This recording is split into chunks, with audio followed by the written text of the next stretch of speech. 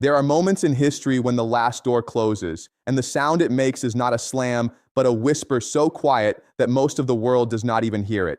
What happened in Islamabad over the past 21 hours is one of those moments. The most consequential face-to-face negotiation between the United States and the Islamic Republic of Iran since the 1979 revolution has just ended without agreement, and within hours of Vice President J.D. Vance boarding Air Force Two, President Donald Trump announced from Washington that the United States Navy will impose an immediate blockade on every ship attempting to enter or leave the Strait of Hormuz. Let me say that again, because the weight of that sentence has not been absorbed by most analysts yet. The United States has just declared a naval blockade on the most critical energy choke point on Earth, through which 20 million barrels of crude oil pass every single day, and it has done so at the precise moment when diplomacy has been declared dead. What happened inside that room in Islamabad was not a negotiation that failed.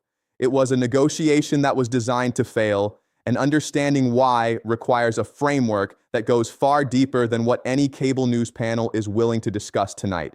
Over the next several minutes, this analysis will address three questions that will define the next phase of this war and possibly the trajectory of the global economy for the next decade.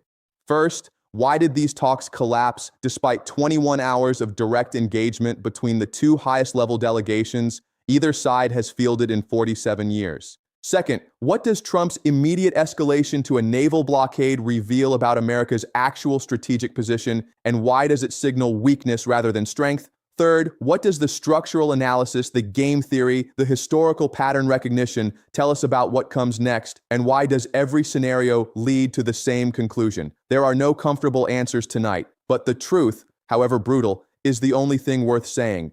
To understand why these talks failed, you have to understand what each side actually wanted, not what they said they wanted. In game theory, every player operates on two levels simultaneously: the stated objective they present publicly and the structural interest they are actually protecting. The gap between these two levels is where the real story lives. The United States entered Islamabad with one declared demand: an affirmative commitment from Iran that it would not seek nuclear weapons and would not seek the tools to quickly achieve them. Vice President Vance repeated this exact formulation at his press conference, and it was framed as though it were reasonable, measured, even generous.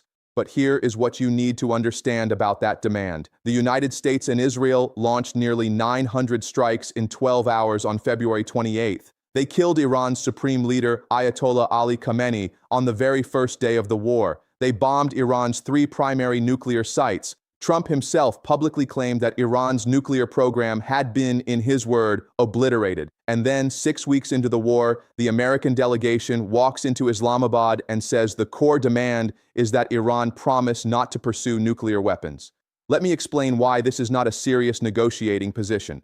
If you have already destroyed someone's nuclear infrastructure, you do not need their promise not to rebuild it unless you know your destruction was incomplete, or unless the demand for a promise is actually a vehicle for something else entirely. The nuclear demand was a framing device. It allowed Washington to present the collapse of talks as Iran's fault, as Iran refusing to give up nuclear ambitions, when the actual sticking point, the one Vance conspicuously did not mention in his press conference, was the Strait of Hormuz. Iran's foreign ministry spokesperson laid out the actual agenda: the Strait of Hormuz, the nuclear issue, sanctions, war reparations, and a complete end to the war. That is 5 items. America came to discuss 1. This asymmetry tells you everything about who was negotiating seriously and who was performing for a domestic audience. The Strait of Hormuz is where the real war is being fought, and it is the one front where Iran is winning decisively. Since February 28th, Iran has effectively shut down the most critical maritime energy corridor on the planet. It mined the international shipping lanes. It rerouted tanker traffic through Iranian territorial waters and imposed a $2 million transit fee per vessel, what NBC News calls the Tehran toll booth. 20 million barrels per day of crude oil flow has been disrupted. Brent crude, which traded near $60 a barrel before the war, has surged past $109. JP Morgan analysts are warning it could reach $120 to $130 if the stalemate persists. Oxford economics projects that a prolonged conflict could tip global GDP growth down to 1.4% in 2026, dragging the United States and most major advanced economies into outright recession. This is the battlefield that matters, not the craters left by Tomahawk missiles in the Iranian desert, not the destroyed nuclear facilities that can be rebuilt in years. The Strait of Hormuz is Iran's leverage, and it is leverage that costs Iran almost nothing to maintain while costing the global economy hundreds of billions of dollars every week. Now that we understand why the talks failed, we need to examine what Trump's response reveals about America's actual strategic position. And this is where the analysis gets uncomfortable, because what it reveals is not strength. It is the opposite. Within hours of the Islamabad collapse, Trump posted on Truth Social that the United States Navy would begin blockading any and all ships trying to enter or leave the Strait of Hormuz.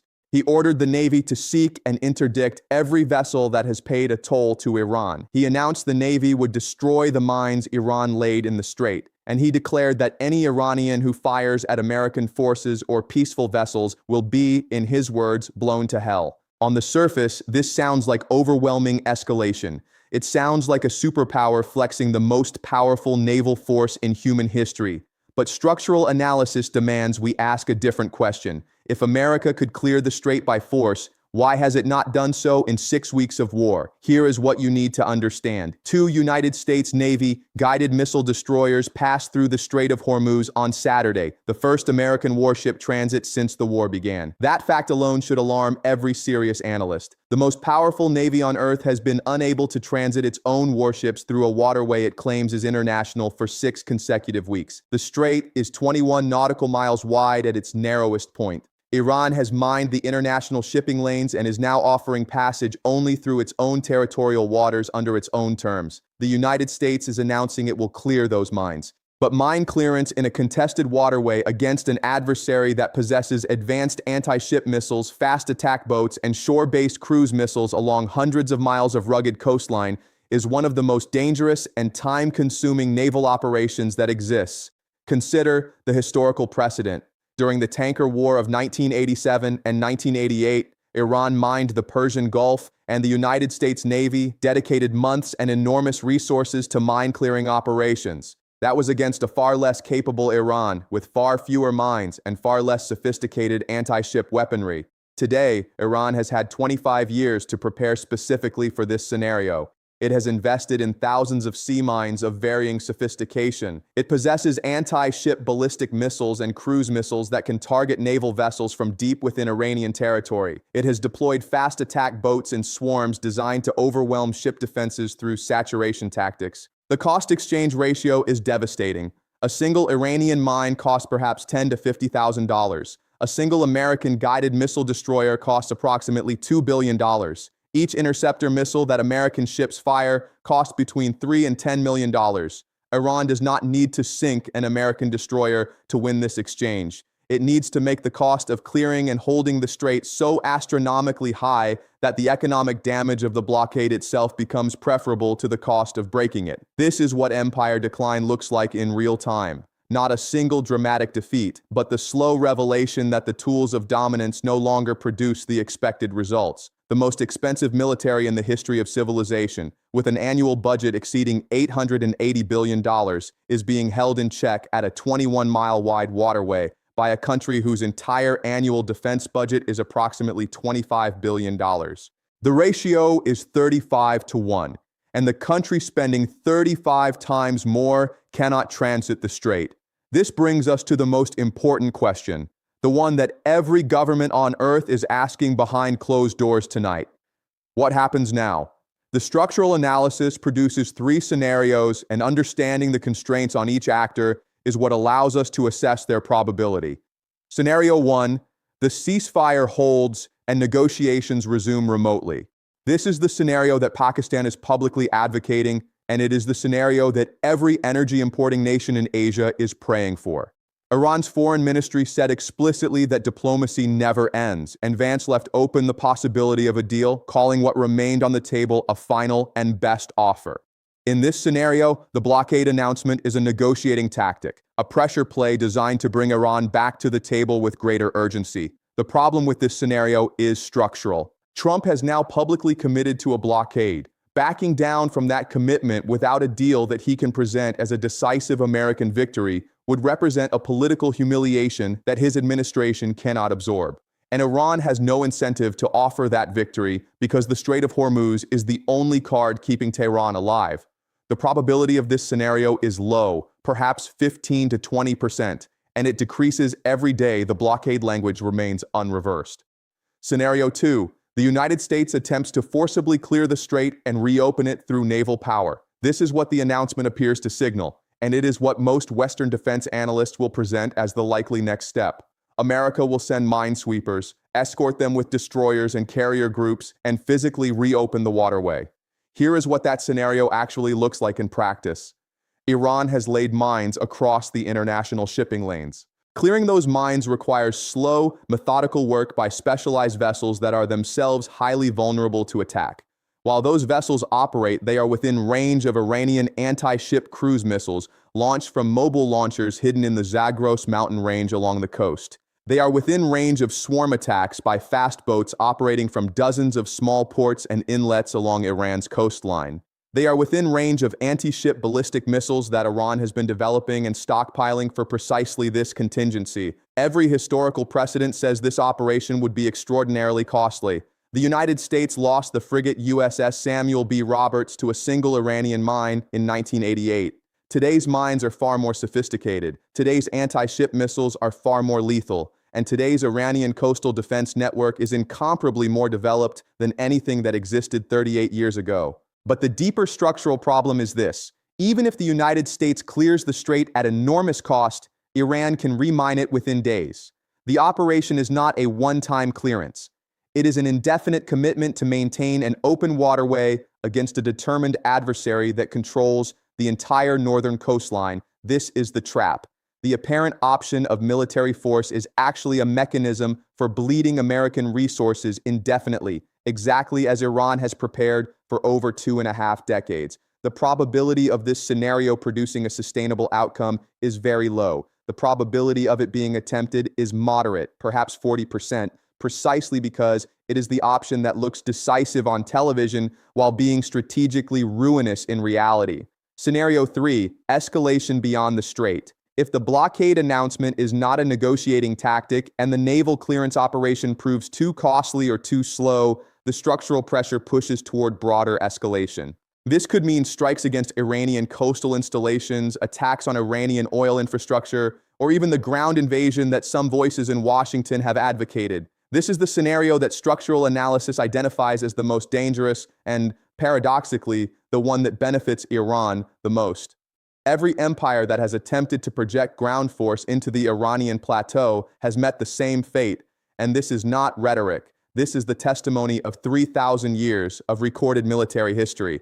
Alexander the Great conquered Persia, but his empire fragmented immediately upon his death. Rome fought the Parthian and Sassanid empires for 3 centuries, and Rome fell while Persia endured. The Mongols conquered Persia and within 2 generations had become Persian. The Soviet Union occupied northern Iran and was forced to withdraw. The geography alone dictates this outcome. Iran is 4 times the size of Iraq. It is 80% mountains and desert. Its population of 88 million is 3 times that of Iraq. The American experience in Iraq, where a country 1/4 the size with 1/3 the population required 170,000 troops at peak deployment and still produced a strategic failure after 8 years, tells you what an Iranian ground campaign would demand. Military planners estimate 3 to 4 million soldiers. The United States active duty military is approximately 1.3 million. The math does not work. The math has never worked. And while America is trapped clearing mines or occupying coastline or contemplating an invasion force it cannot assemble, the global economic damage compounds daily. Oil at $109 a barrel is a crisis. Oil at $150 a barrel is a recession. Oil at $200 a barrel, which becomes plausible if a naval confrontation in the strait disrupts the limited traffic that is still flowing, is a global economic catastrophe that would make the 1973 oil embargo look mild. That embargo removed 4.5 million barrels per day from global supply. The current Hormuz crisis has blocked 20 million. Here is what the structural analysis, the game theory, and the historical pattern recognition all converge on, and it is the conclusion that no one in Washington wants to hear. Iran's strategic position is stronger now than it was before the first bomb fell on February 28th. Its supreme leader is dead. Its nuclear sites are damaged. Over 2,000 of its people have been killed. $145 billion of infrastructure has been destroyed. And yet, Iran controls the Strait of Hormuz. It is extracting millions of dollars in tolls from international shipping. Oil prices are fueling the treasuries of its allies while devastating the economies of its adversaries. Its new supreme leader, Mojtaba Khamenei, has publicly vowed revenge. Hezbollah continues to fight in Lebanon despite Israel's refusal to extend the ceasefire. And the ceasefire itself, the fragile two-week pause that made the Islamabad talks possible, is now in serious jeopardy. This is the underdog resilience pattern that repeats across every asymmetric conflict in modern history. The materially weaker power absorbs devastating initial strikes, survives, and then turns the conflict into a war of attrition that the stronger power cannot sustain. It is what happened in Vietnam. It is what happened in Afghanistan. It is what happened when Yemen, a small, poor, starving, blockaded country, fought Saudi Arabia to a standstill despite 7 years of bombing and unlimited Western military support. The structural forces do not change because we wish them to. They operate regardless of the personalities in power, regardless of the rhetoric on Truth Social, regardless of the press conferences in Islamabad. The Islamabad talks did not fail because of a disagreement over nuclear enrichment percentages. They failed because the United States and Iran are operating from fundamentally incompatible structural positions. America needs the strait open to preserve the global economic order that sustains its hegemony. Iran needs the strait closed, or at minimum under its control, because that control is the only leverage preventing its total destruction. There is no negotiated outcome that satisfies both of these structural imperatives simultaneously. That is not a failure of diplomacy. That is a structural impossibility that diplomacy cannot resolve. And this is why the analysis points toward continued and likely escalating conflict. Not because anyone wants war, not because the diplomats in Islamabad were insincere, but because the underlying structural forces are pushing both sides toward confrontation with the force of tectonic plates. Individual decisions can delay the collision. They cannot prevent it. Let me be clear about the limitations of this analysis, because intellectual honesty demands it. Structural forces are powerful, but they are not omniscient. Unpredictable variables intervene. A back-channel deal could emerge that neither side is signaling publicly. A domestic political crisis in either country could alter the calculus overnight. China or Russia could intervene diplomatically in ways that restructure the incentive landscape. The analysis could be wrong, and if it is wrong, we will come back and examine precisely why the structural model failed and what it missed. But the framework of predictive history using game theory and structural analysis has identified the pattern clearly. When an established power and a rising or resisting power find themselves in a structural trap where the core interests of each are existentially incompatible, the historical record is unambiguous. The conflict does not resolve through a single negotiation. It resolves through exhaustion, through transformation of the structural conditions themselves, or through the decline of one of the parties. This is not prophecy. This is structural analysis. And the structure tonight, after 21 hours in Islamabad and a naval blockade announcement that may be the most consequential military declaration of the 21st century, the structure says this conflict is entering its most dangerous phase. We will continue watching these developments through this same framework. As the situation evolves, as the blockade either materializes or proves to be rhetoric, as the ceasefire either holds or collapses, every new development will be analyzed against the structural model. Think about this framework carefully. Question it. Test it against what you see unfolding in the news over the coming days and weeks. The most important thing is never to accept any analysis, including this one, without thinking critically about the evidence. But tonight, the evidence says the last door just closed in Islamabad. And the sound it made, that quiet whisper, was the sound of a world crossing a threshold from which there is no easy return.